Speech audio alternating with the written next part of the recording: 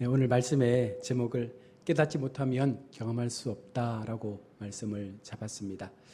우리가 믿음을 이야기할 때 믿음은 들음이라고 이야기하고, 그 들음은 결국은 하나님을 우리가 얼마나 깨달을 수 있느냐, 얼마나 하나님의 말씀을 우리가 얼마나 우리의 마음 가운데 온전하게 새길 수 있느냐에 따라서 우리가 하나님을 바라보는 관점과 또 우리 속에 생겨지는 이 믿음이라는 부분들도 분명히 나뉘어질 수가 있는 것입니다. 결국은 얼마나 깨달을 수 있느냐가 우리의 믿음이 얼마나 성장할 수 있느냐로 이렇게 이야기할 수가 있는 것이죠.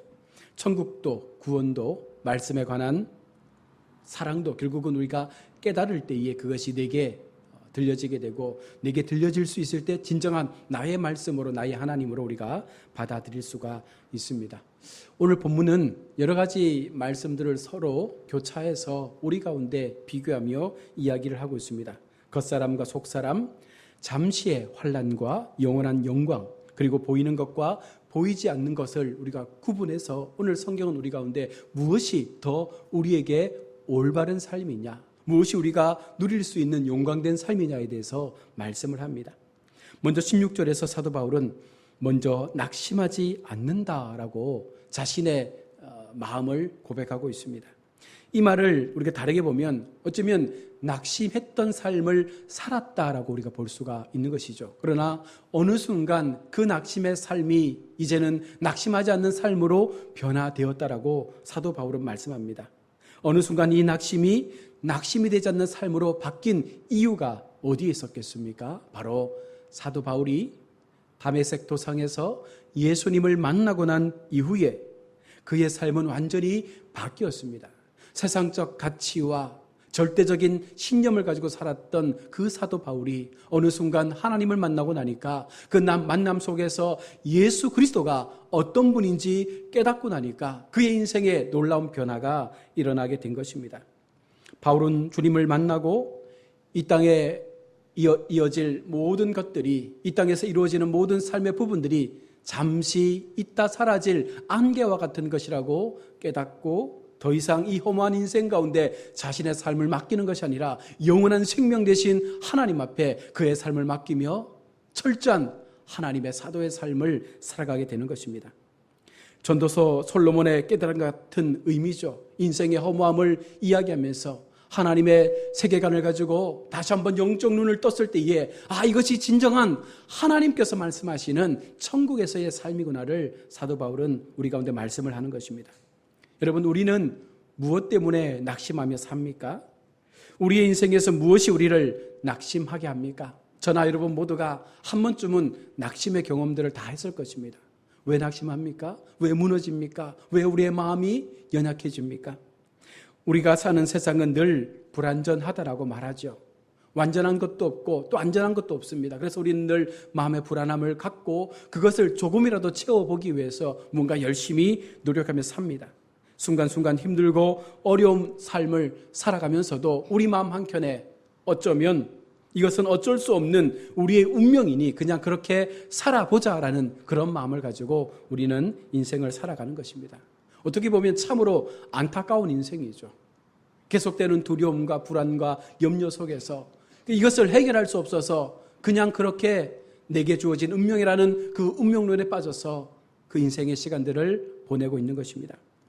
그러나 여러분, 성경은 우리에게 분명한 삶의 길을 제시해 주고 있습니다.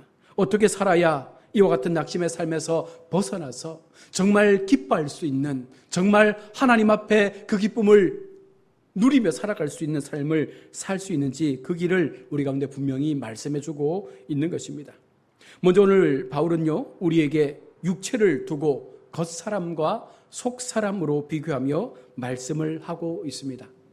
겉사람은 어떤 사람입니까? 바로 우리의 썩어질 육체를 말하는 것이죠.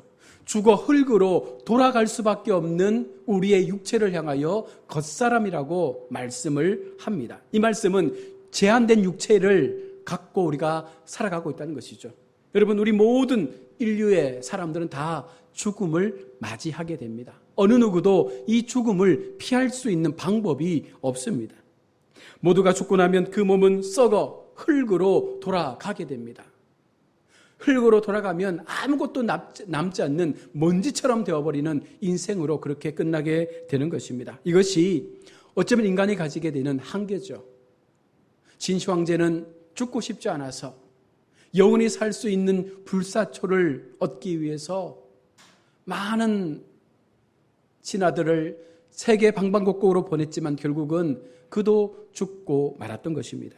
아무리 과학과 의료가 발달해도요, 이 죽음을 이길 수 있는 방법이 없습니다. 잠시 죽음을 늦출 수는 있어도 이 죽음을 막을 수는 없다는 것입니다.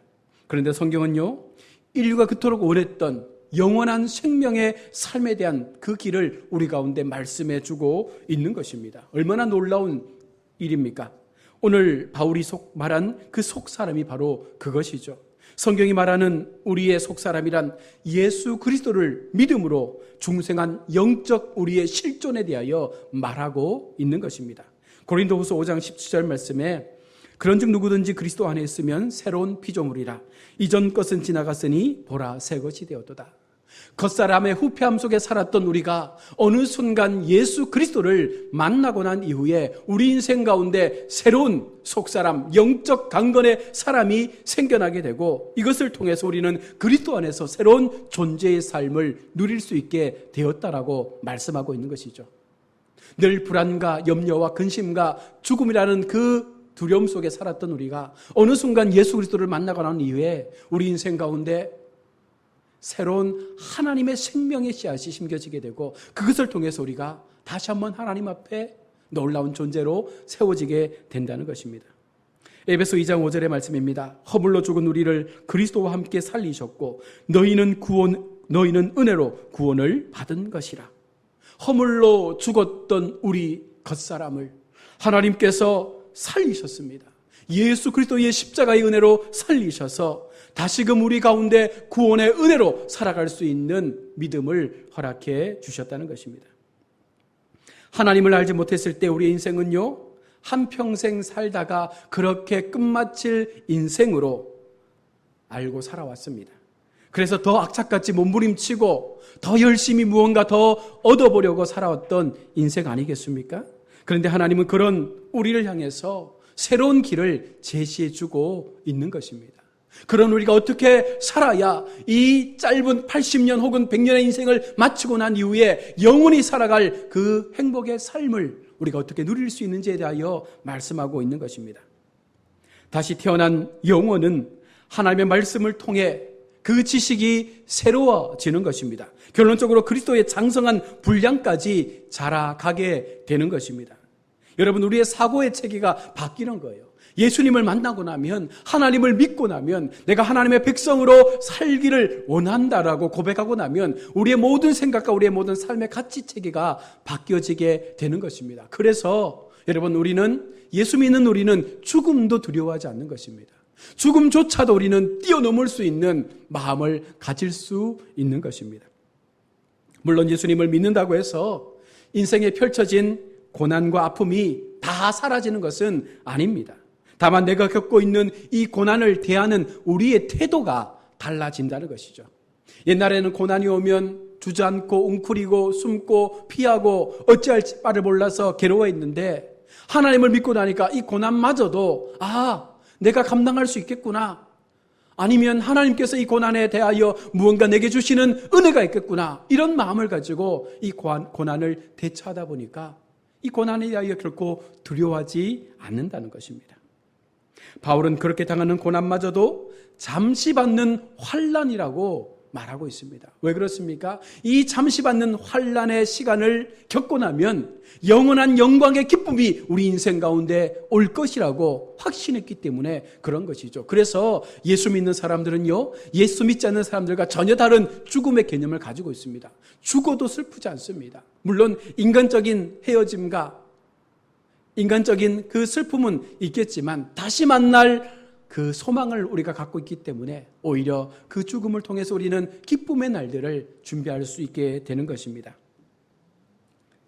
사도 바울은요, 우리가 당하는 이 고난을 극히 경한 것, 다시 말하면 극히 작은 것이라고 말씀하면서 장차 우리가 만나게 될 그 영광의 주님 앞에 세워질 그날은 정말로 극히 큰 기쁨이라고 말하고 있는 것입니다. 그러면서 위로를 주는 것이 무엇입니까?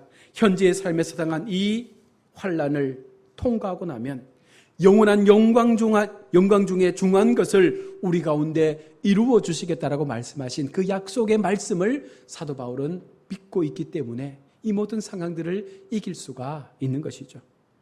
경한 환난을 지나 지극히 크고 영원한 영광에 중요한 것을 우리에게 이루어 주시는 그 하나님의 은혜를 사도 바울이 경험했기 때문에 이 같은 고백을 했다면 오늘 우리가 하나님의 은혜를 우리 마음 가운데 새기고 그 말씀의 은혜를 깨달을 수 있을 때에 우리 또한 이 모든 것들을 이겨내는 놀라운 영광 가운데 세워진 우리의 삶의 모습들을 보게 되는 줄로 믿습니다. 따라서 성도가 된 우리가 주목해야 하는 것이 무엇입니까? 오늘 4장 18절에 보이는 것과 보이지 않는 것, 이것을 가지고 말씀합니다. 보이는 것은 겉사람이죠. 보이지 않는 것은 속사람을 말합니다. 보이는 것은 잠시 받는 환난입니다. 그러나 보이지 않는 것은 영원한 영광에 중한 것입니다. 이것을 나누어 놓고 우리가 지금 어떤 삶의 자리에서 무엇을 추구하며 살아가고 있는지에 대하여 오늘 사도 바울은 우리 가운데 말씀하는 것입니다. 앞으로 다가올 하나님이 허락하신 미래와 현재를 살아가는 우리가 새롭게 주님의 은혜를 통해서 이와 같은 기쁨의 영적 삶을 향하여 나아가라라고 말하고 있는 것이죠. 이 땅에서의 삶의 그 자리에서 슬퍼하지 말고 겁내지 말고 연약한 마음 가운데 주저앉지 말고 하나님 주시는 그 은혜의 기쁨을 통하여 더 감사하는 삶으로, 더 기뻐하는 삶으로, 더 웃을 수 있는 삶으로 그렇게 믿음으로 나아가라라고 말씀하고 있는 것입니다.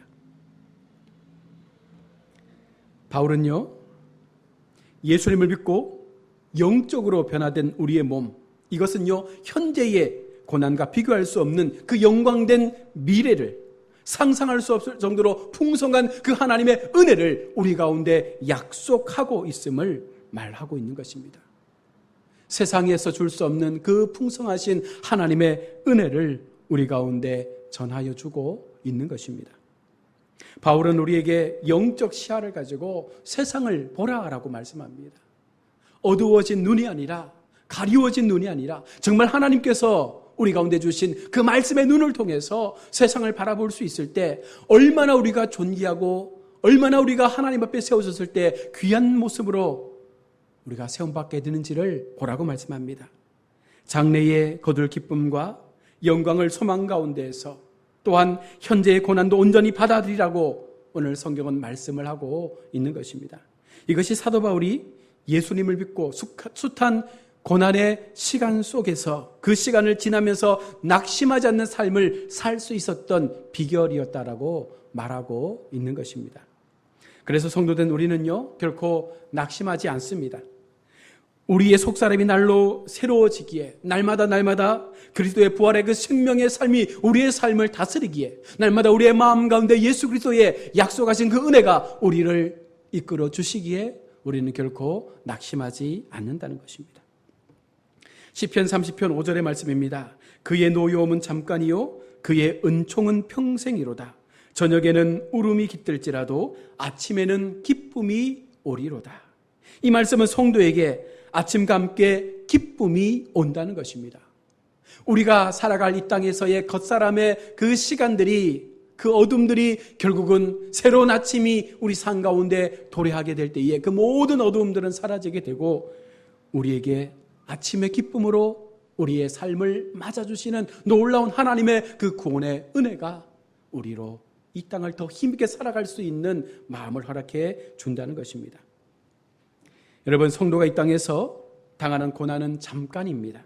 장차 재림의 날에 나타날 그 영광과 비교할 수 없는 놀라운 하나님의 구원의 은혜가 오늘 우리 가운데 허락되고 있다는 그 사실을 우리가 분명 믿어야 할 줄로 믿습니다. 성도는 환난 가운데서도 소망을 붙잡을 수 있기에 기뻐할 수 있는 것입니다. 이것이 예수 믿는 성도가 가질 수 있는 가장 큰 힘이 아니겠습니까? 어떤 상황 속에서라도 우리가 기뻐할 수 있는 그 마음을 하나님께서 우리 마음 가운데 주셨다는 것인데 결국은 이 마음은요, 말씀이 깨달아질 때, 하나님을 우리가 온전히 깨달을 수 있을 때 이것이 우리 삶을 다스릴 수가 있는 것입니다.